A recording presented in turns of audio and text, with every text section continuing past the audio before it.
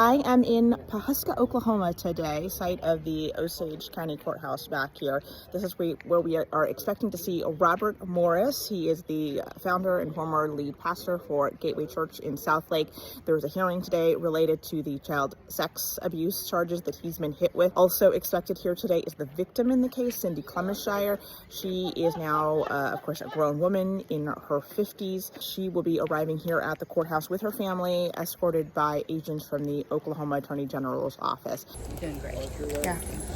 You ready for this? I think so. Long time coming.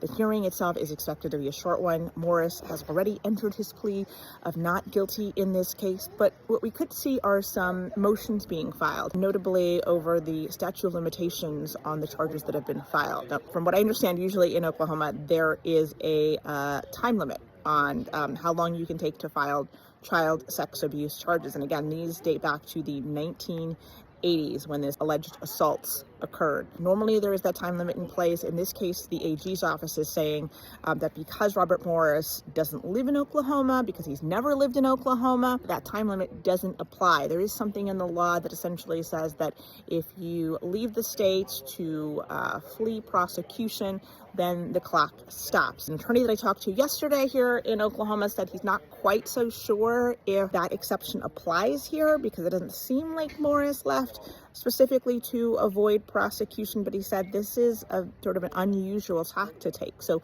whatever does happen could end up setting some precedents. It could even escalate to higher courts, possibly even the U.S. Supreme Court, to see if this is something that Oklahoma can do. Whatever happens today, though, we will be here, we will be watching, and we will report back.